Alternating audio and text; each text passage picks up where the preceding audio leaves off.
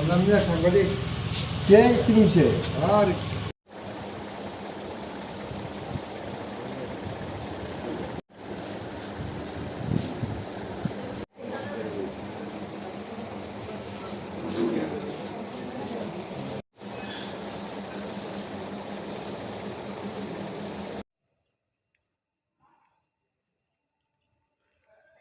এখানে আমাদের একজন সাংবাদিক রাত্রেবেলা ইনজিউর্ড হয়েছেন বিশাল করে, ওনাকে হাসপাতালে আনা হয়েছে এবং ওনার অবস্থা খুব ক্রিটিক্যাল এখন পর্যন্ত, যে উনি সেন্স এখনও ফিরে পাননি। তো উনি নিউরোলজির আন্ডারে আছেন এবং ট্রিটমেন্ট চলছে ওনার। এবং কিসের থেকে এই আক্রমণটা ওনার উপর হলো, আমি মনে করি যে যেটাই হয়েছে সেটা উনি আক্রান্ত হয়েছেন সাংবাদিক। আমরা সেটা দেখব, কথা বলবো, পুলিশের সহায়তা নেব এবং এই মুহূর্তে আমরা ডাক্তারবাবুদের সঙ্গে কথা বলেছি। ডাক্তারবাবুরা যতটুকু প্রয়োজন চিকিৎসার ওরা যথেষ্ট সিরিয়াসলি সেই দিকটা লক্ষ্য রাখছেন এবং দেখছেন। আর বাকিটা আমরা প্রশাসনের সঙ্গে কথা বলবো আগামীকালকে। আমাদের যা যা প্রক্রিয়া করার অ্যাসেম্বলি অফ জার্নালিস্টের তরফ থেকে আমরা এটাকে দেখছি। যদি ওটা আক্রমণের কোনো ঘটনা হয়ে থাকে তাহলে অবশ্যই আমরা এটা শেষ পর্যন্ত দেখব।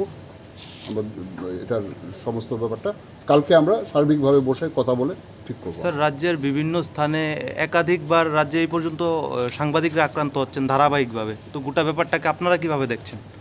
গোটা ব্যাপারটা আমরা খুব সিরিয়াসলি দেখছি বলেই তো অ্যাসেম্বলি অফ জার্নালিস্টের সৃষ্টি হয়েছে এই রাজ্যে।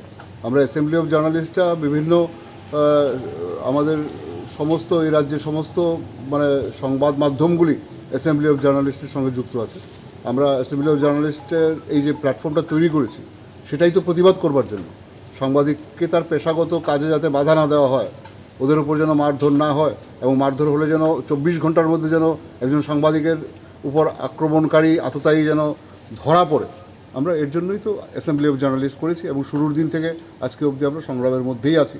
আজকের ব্যাপারটা ঠিক কি ঘটেছে বলে আপনারা মনে করছেন? আক্রমণ না দুর্ঘটনা? না, এটা তো বলা যাবে না, এখনই বলা যাবে না, যতক্ষণ অবধি পুলিশ ইনভেস্টিগেশনের উপর নির্ভর করতে হবে।